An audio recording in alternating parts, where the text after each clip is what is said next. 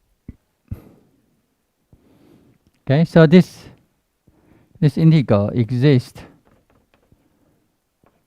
and is finite. Okay, I'm sorry. I always forgot to write down here. So this integral exists and finite, provided that this integral converges absolutely. It means that this is true. Okay. Okay, and so that this is actually x to the nth power df of x. Okay. All right. So the nth moment of a random variable x exists and is finite if we can evaluate these Riemann studio integrals. Okay, absolutely. Okay, means that if we put the integrand with the absolute value, okay, and still get that this Riemann studio integral is finite. Okay, then we do have the nth moment. Okay.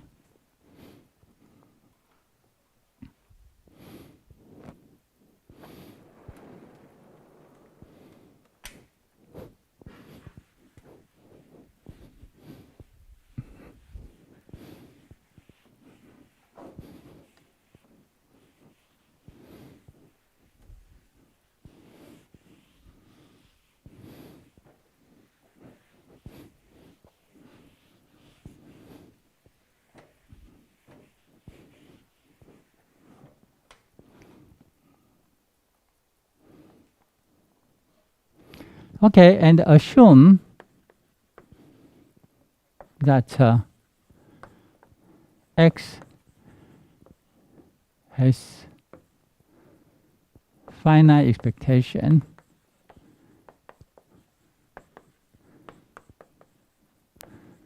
and we let eta to be this finite expectation. Okay, so suppose x has finite expectation.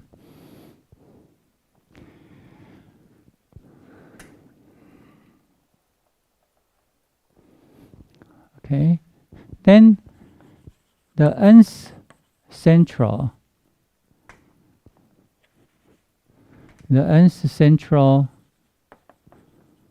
moment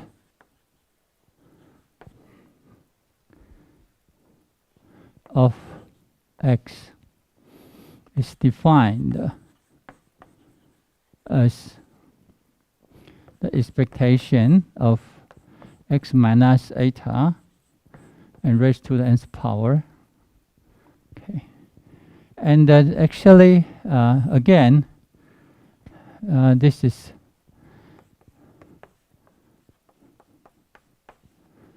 expectation of the function of x with g of x equal to x minus eta raised to the nth power.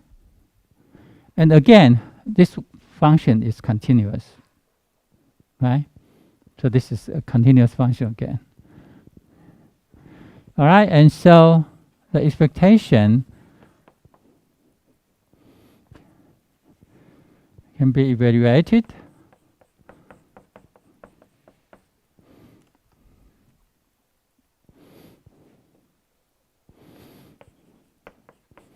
which exists and is finite, provided that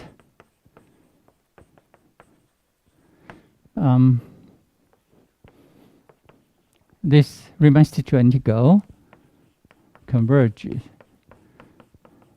absolutely. So actually it's x minus eta nth power. Okay, it's finite. Okay, so if this Riemann studio integral is finite, then this one is we say that the nth central moment of x exists and is finite, And so this will be x minus eta nth power. Okay, the evaluation of that.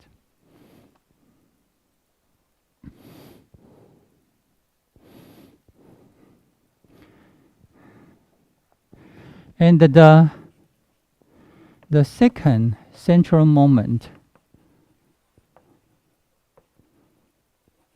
okay, of x is called the variance or dispersion of x, okay, denoted as VAR x. And this quantity is quite important in statistics, okay, right? Because that it measure the dispersion of the distribution of random variable x about its expectation. And so in statistics we usually call that expectation as mean. Okay. Okay. So sometimes we use mean to indicate the expectation. Okay. So if if the value of the random variable, right, is very concentrated around its mean or its expectation, then the dispersion will be very small. Okay, so that will be very small.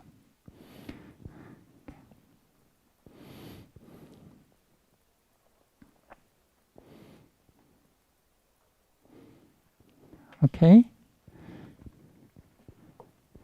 and the square root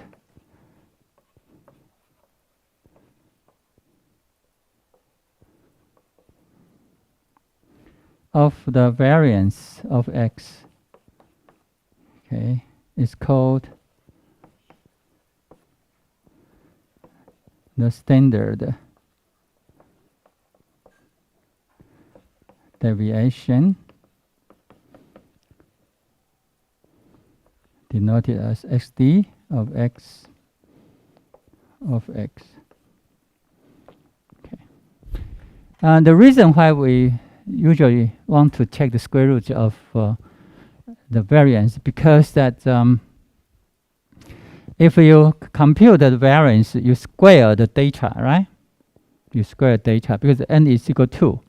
So you square the data, and then you take the average.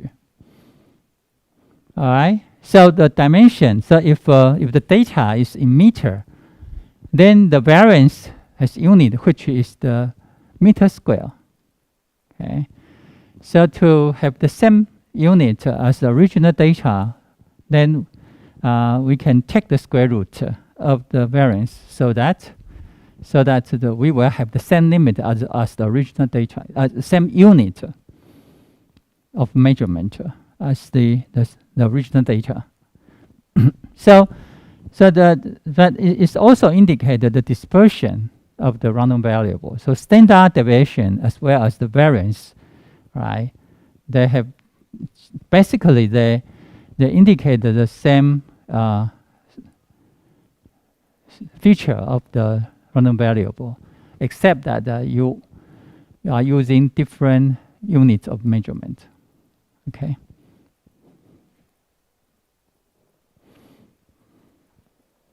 Any questions? All right, so let's take a break of 5 minutes.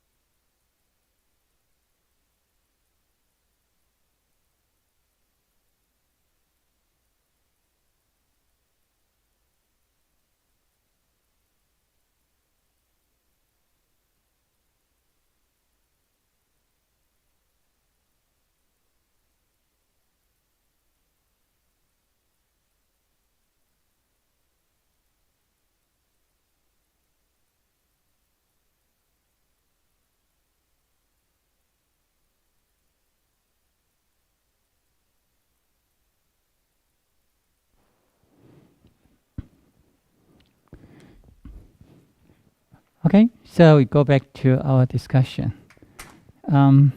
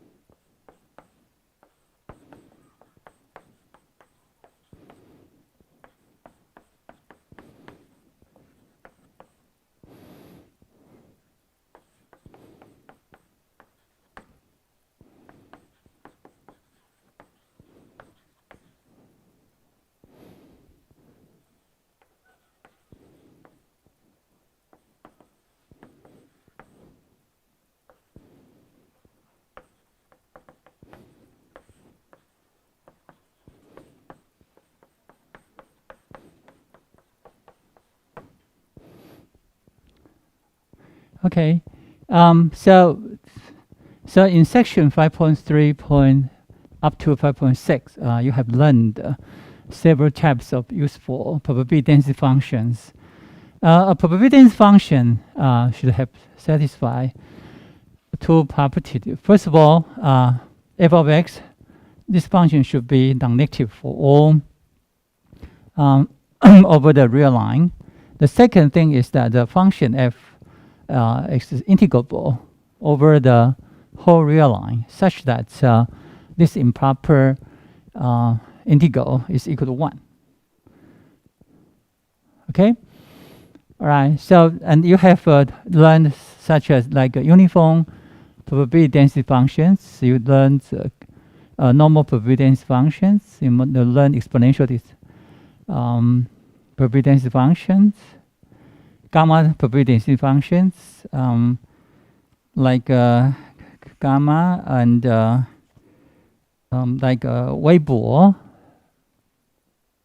PDF, Cauchy PDF, or beta and the Pareto PDFs. Okay, so they are useful models and can be applied in different circumstances. Okay, they have some special features. Okay, and I believe that you already know some of the features of these useful PDFs. Okay, for example, exponential PDF has memory this property, right? This is it's a very unique properties for a non-negative value, the random variable to have.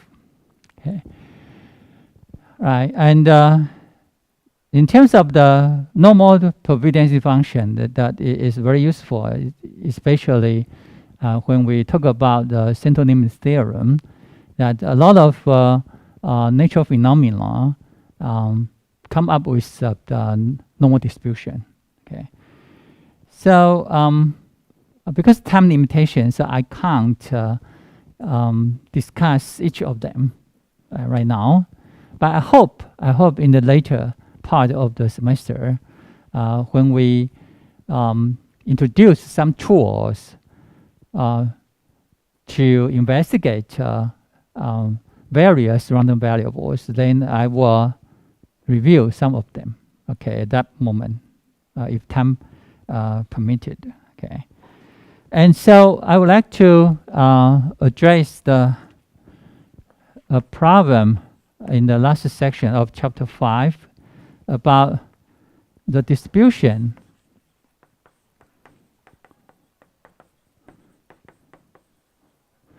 of a function of a random variable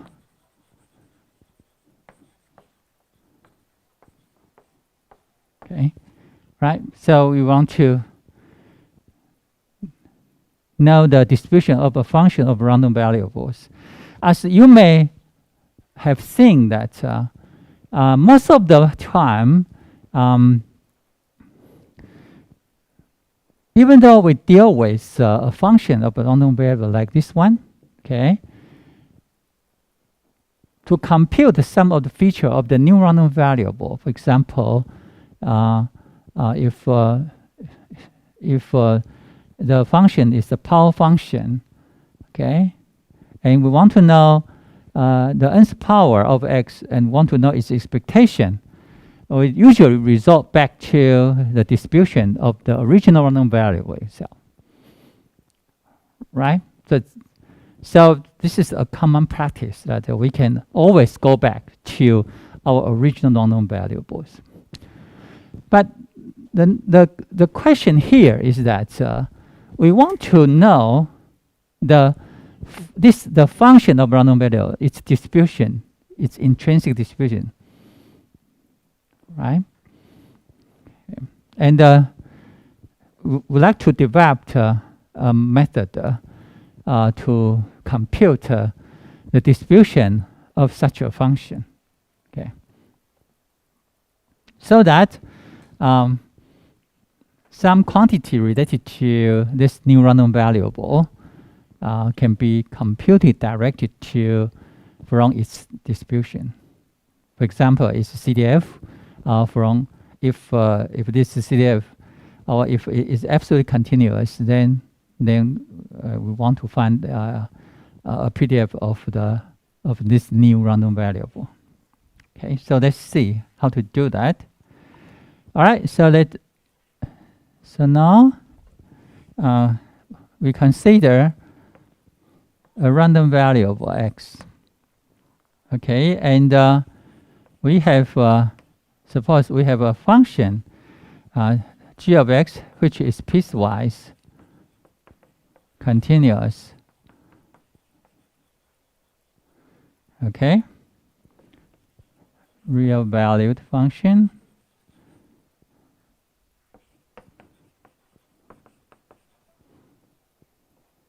On the real line.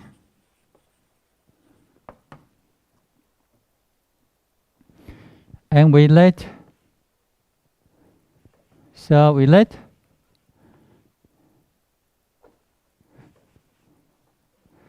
by proposition 5.2.b, the y defined as the composition of the g function and the x function.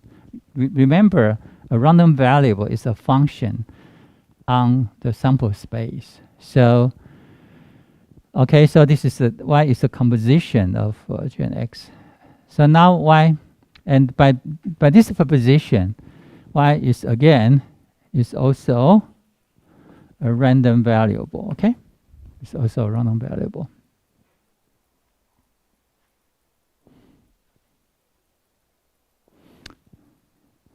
And the CDF f of y, little y of y,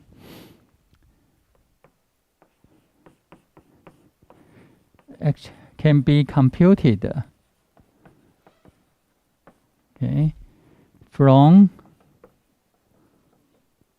the CDF f sub capital X of capital X as follows. Okay, so we can compute this way. So so the CDF of the capital Y, the new random variable, right, by definition, one. Okay, and so this is probability of G of X, and this is Y. Okay.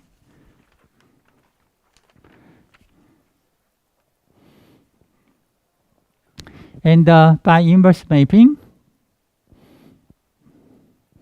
we know this is probability that the X is in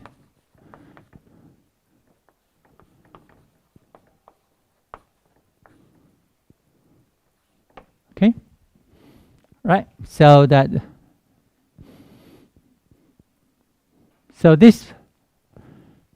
value is actually the probability of this event defined by X. Okay.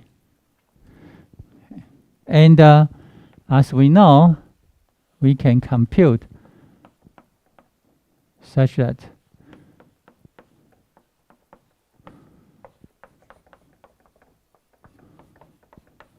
okay.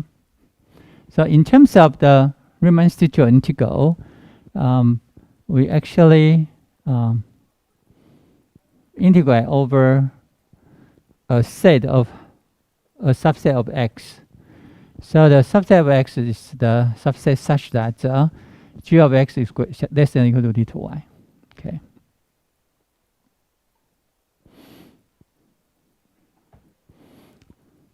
Okay. You may say, if this is too quick, then I will say X such that G of X X in sorry.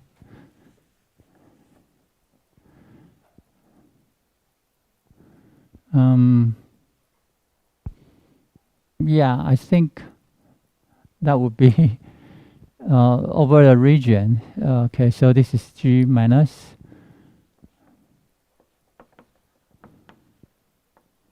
okay. But this one is the set of all X such that G of X is less than or equal to Y.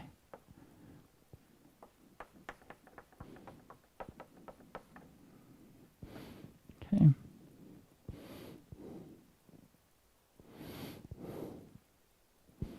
Okay. Remember, this is a subset of the domain. Okay, for the inverse mapping. Yeah. Okay, so let's take an example.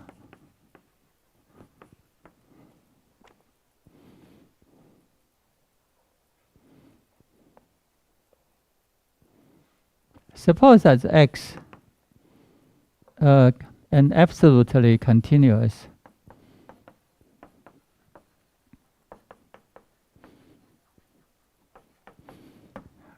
okay, with PDF called fx little x here, and G X we define to be square. Okay, so Y is G of X is X square. All right, and so the question is that is Y absolutely continuous? Okay, and if yes, find a PDF of Y.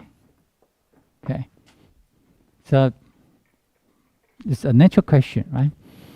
And Y is the square of X, and X is absolutely continuous. So we want to answer such a question. Okay.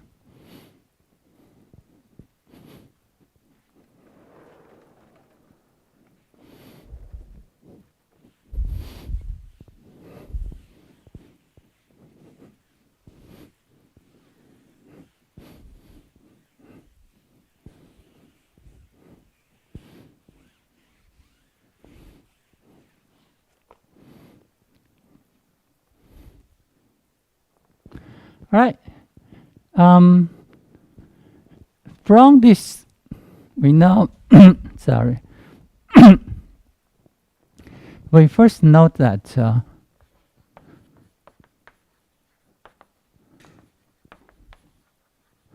y is non-negative. Okay. So, so now for y greater than or equal to 0, we have, right? So we want to know the CDF of y, and so p of to y. All right, so here y is greater than or equal to 0. Because if y is less than 0, then f sub y of little y should be equal to 0, because there is no possibility for the y has negative value. Okay. Okay, and so this is probability x squared less than or equal to y. And this is probability that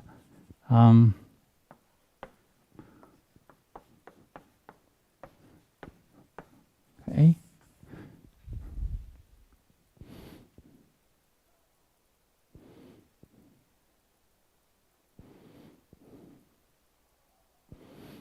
Which shows that this is actually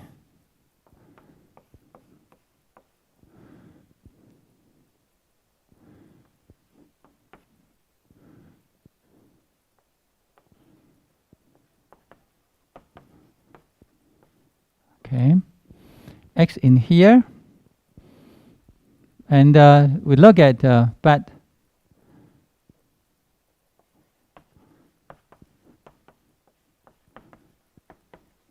what is this? This is actually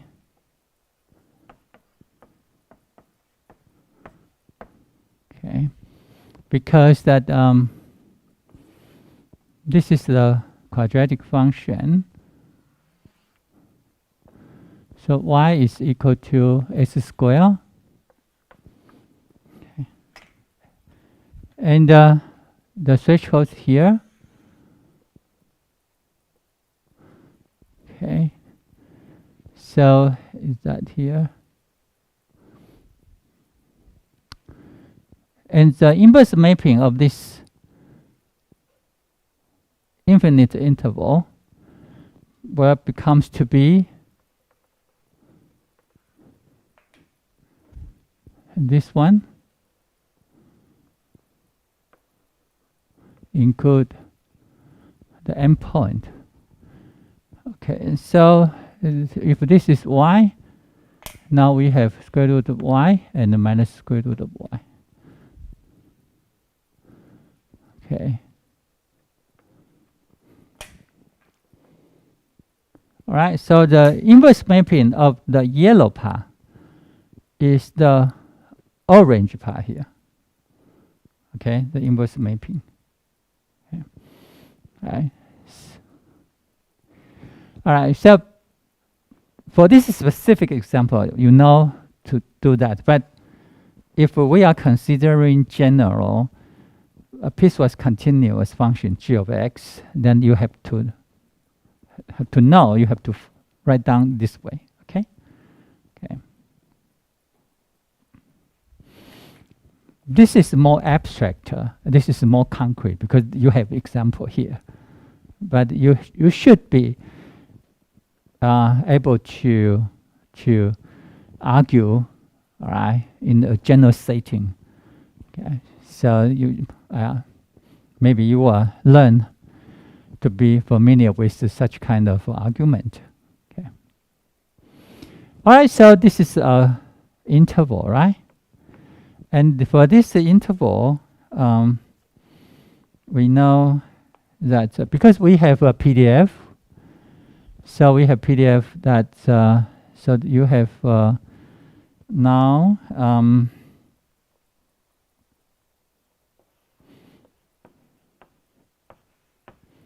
this interval and okay. right? Because this is an interval. It's an interval, right?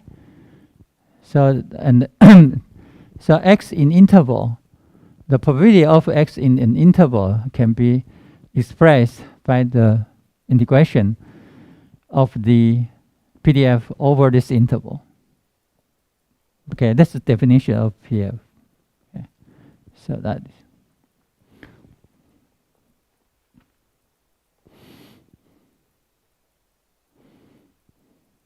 Okay, and now, but our final thing is we want to answer whether the y is absolute continuous. So we try to find. So we are asking if there exists from 0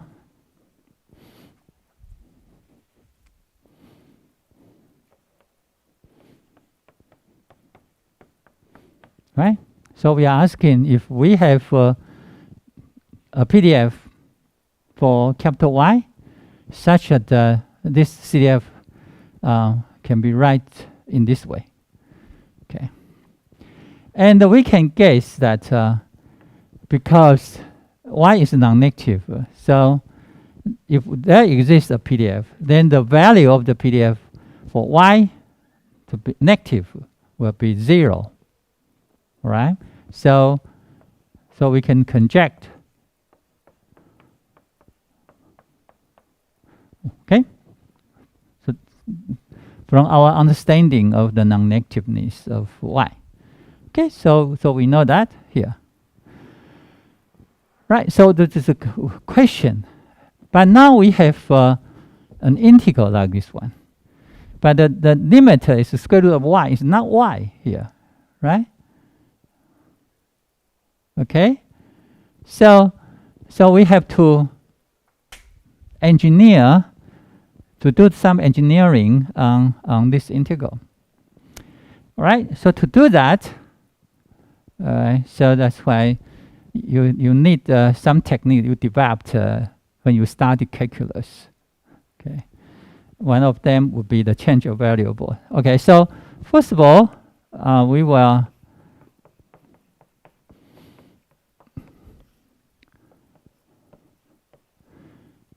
separate the integral into two integrals. Yeah, that's the first one.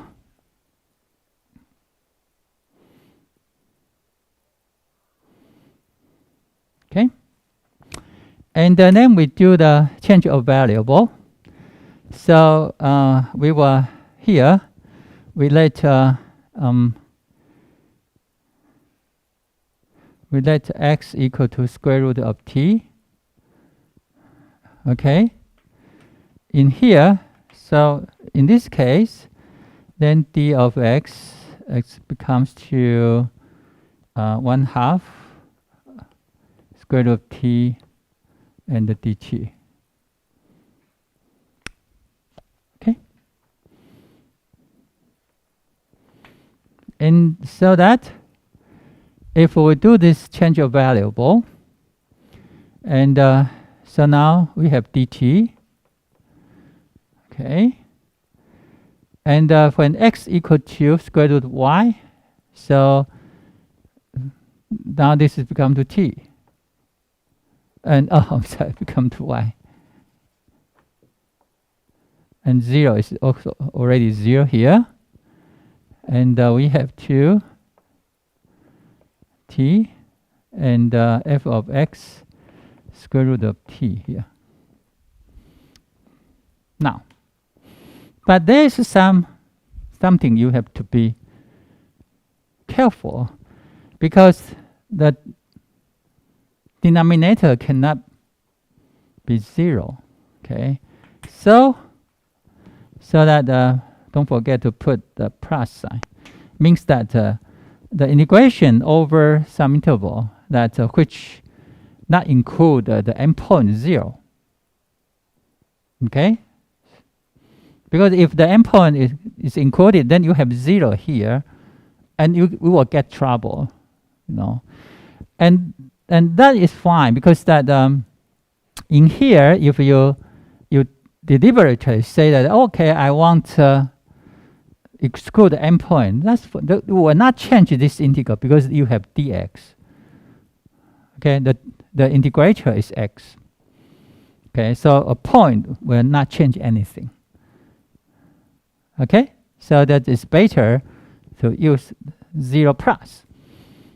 Okay, to exclude the endpoint 0. Okay, so that you can do the change of variable here, right? Because here now x cannot be 0, and so that when you do the differentiation, this is okay here. Okay. Okay, so that is the lesson and technique you developed in calculus. Not here, all right? It's from calculus. Again, here, so what kind of change of variable you should use? Okay, in here, we will use x equal to minus square root of t. Okay, because x will be negative. All right, and again, to prevent any inconvenience, so that we may here say, well, okay, we use 0 minus. So 0 minus means that we just x would be strict negative, cannot be equal to 0. Okay. All right, so dx becomes to minus 2 square root t1 and the dt. Okay. And the t, we make sure t, because it's in the square root sign, so t should be non-negative, right? And but here, because x is negative, so t will be positive always. All right, and so now we have here, so this is 0. Okay, so 0, and here we have y. Okay, and we cannot include so that by change the sign, this become 2 plus sign here, and okay, and we have minus square root of t f minus square root of t and the dt.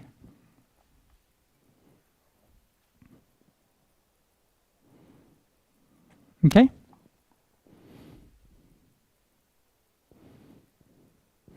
The reason why 0 minus becomes to 0 plus is because we have a minus sign here.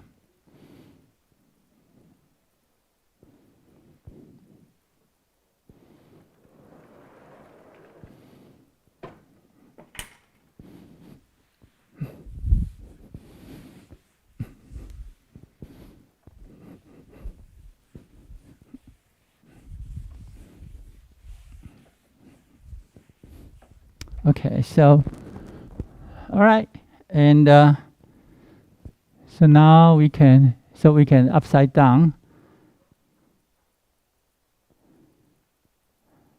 All right, when we upside down here, so we have 0 plus y fx square root of t to square root of t plus 2 minus of dt. Okay. Because when you upside down that, you should have minus. Minus is plus. So you have plus sign here.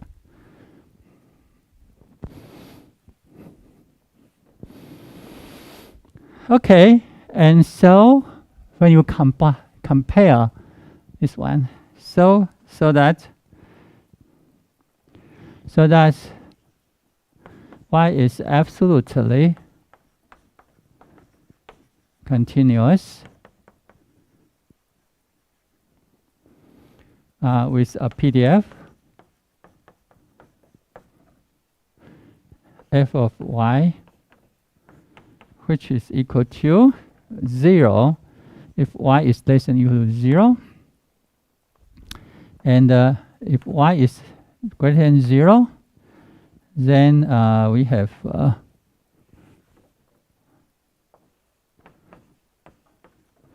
2 times square root of y, fx square root of y plus fx minus square root of y. Okay.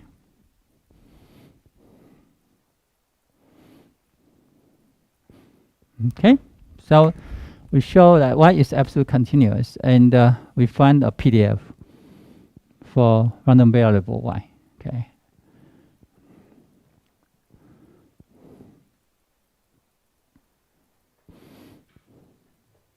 Any questions?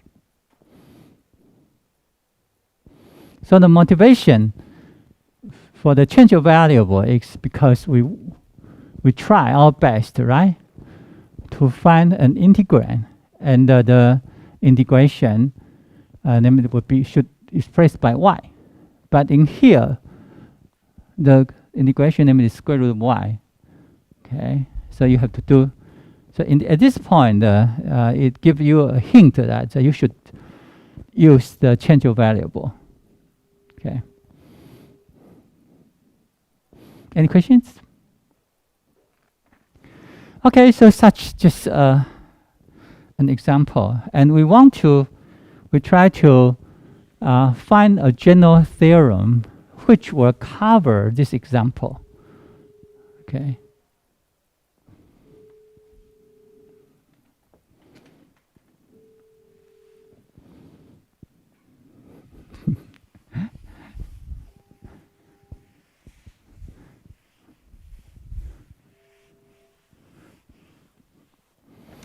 All right. Okay. So, what kind of function that will share the square function so that we can find PDF? Well,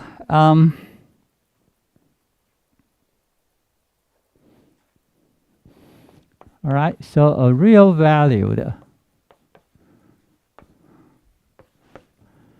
function g of x on R is called, all right, we call piecewise strictly monotone.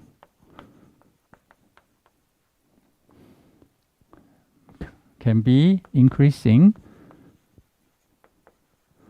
or decreasing. Okay, so piecewise, strictly monotone, and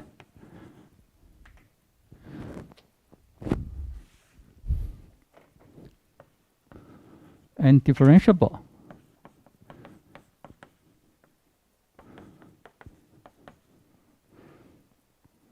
Okay, so we say a real value function g of x, piecewise, strictly monotone and differentiable. Okay, so the word piecewise is important. If they are, so if they are countably many points. So countably may be finite or countably infinite. Okay. Points a sub I with a I less than a I plus 1, such that g of x is strictly monotone. Okay, strictly monotone.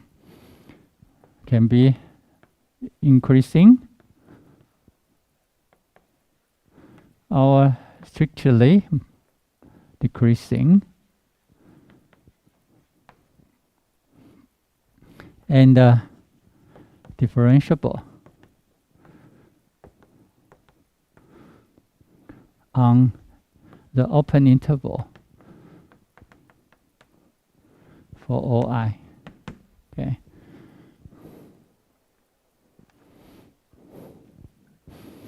So so that for example, you can find A1, A2, A3, A4, A5, A6. Suppose we have 7 points, and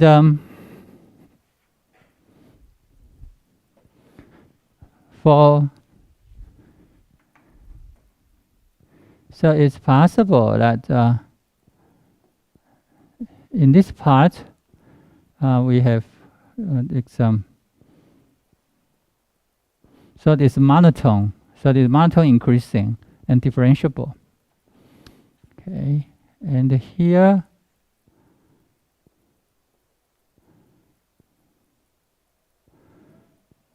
we go up to, okay, so this monotone and increasing.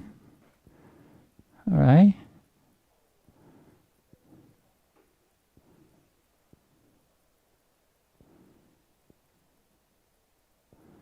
And this is a monotone decreasing and the differentiable.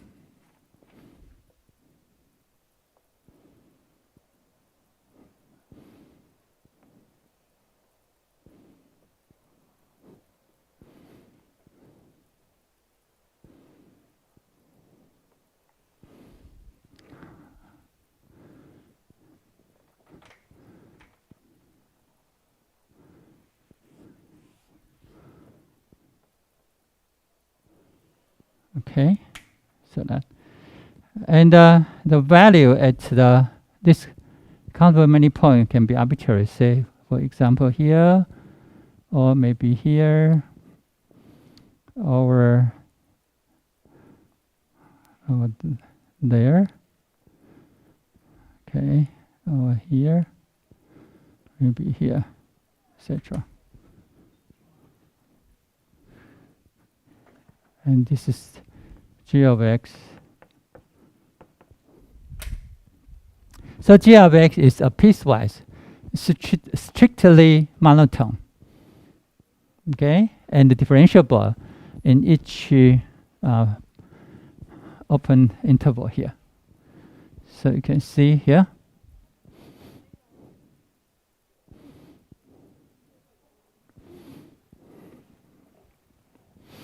Any questions of such a function?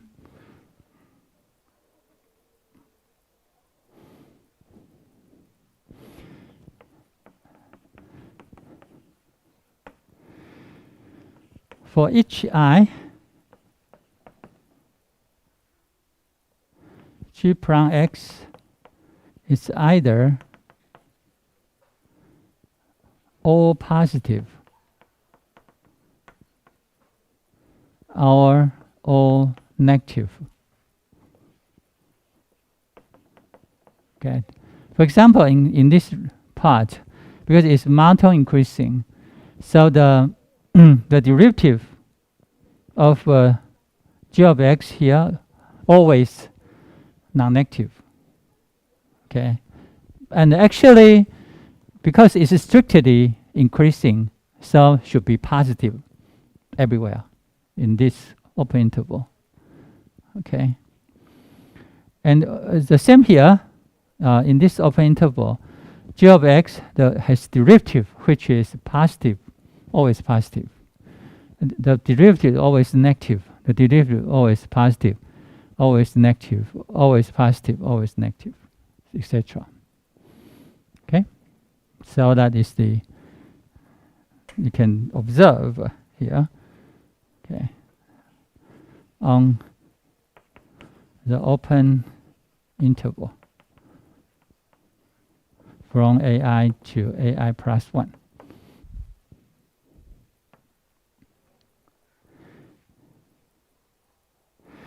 And it is clear that the range G of AI to AI plus 1 of G on the open interval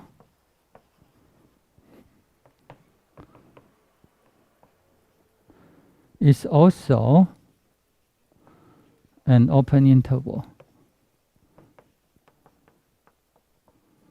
Okay. So, for example, the range of this part X open interval is from here. Okay. And the range of this part would be another open interval.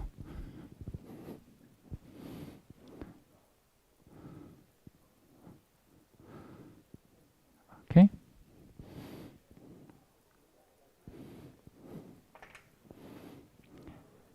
Right? And for the third one, it's also an open interval, say here up to here. Okay. Okay. So you can see the range of the open interval under G is also an open interval.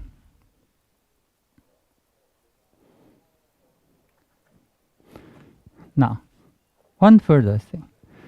Such a function G of X is called well behaved.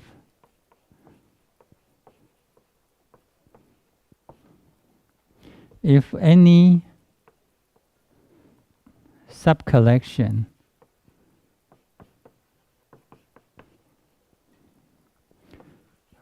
of the open interval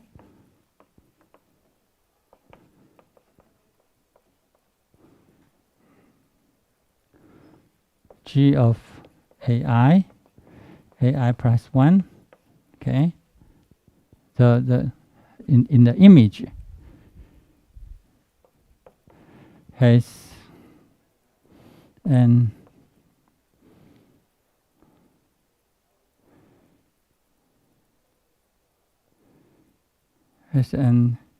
open intersection.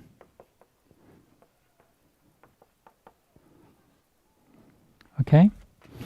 Of course, in here, because we have only finite many open intervals, 1, 2, 3, 4, 5, 6, 7, only 7 intervals. And so the range here, we have only 7 open intervals. Okay. As you can see, if we have 2 open intervals, then their intersection must be open. For example, if they are disjoint, then the intersection is empty set. So the empty set can be regarded as an open interval, just empty. But if the intersection is not, for example, the blue one and the red one, then the intersection would be from here to there, right? So it's still open. So if you have finite many open interval, their intersection must be an open interval. Okay, must be open. But if you have infinitely many open intervals, there is no guarantee. Okay, there is no guarantee. For example, if we think about, all right, open interval here, 1 over n, and then we take the open interval, take the intersection from 1 to infinity. What is the result? Is that open? No. The result is the point of 0, which is a closed interval. Okay?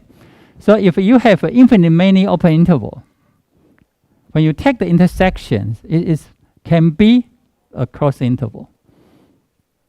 Or maybe half closed, half open, anything. Okay? So, but we say that such a function is well behaved. We impose one more property. Say that the well behaved means that if we consider arbitrary intersection of the open intervals in the range, all right, the intersection must be an open set, open interval. Okay, this cannot happen, right? This cannot happen. All right, so we require this property. But if we have only finite many pieces, because we are piecewise, right? In here we have only 7 pieces. Then this property always satisfy, always well behave. But if you have countably infinitely many pieces, then you have to be aware, you have to check whether the function is well behaved. Okay, so we will need this property. Okay, so after the spring break, then I will show to you that if x, a random variable x has a PDF, and if the function g of x is well behaved, piecewise, strictly monotone, and differentiable, then we can compute a PDF for the new random variable, which is g of x. Okay, we can always compute the PDF. Okay, and such a theorem will be general enough for your application. Okay, right. So I will give such a result next week.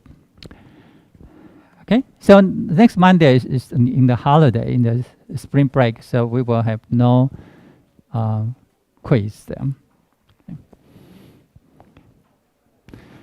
Okay, so I will see you after the spring break.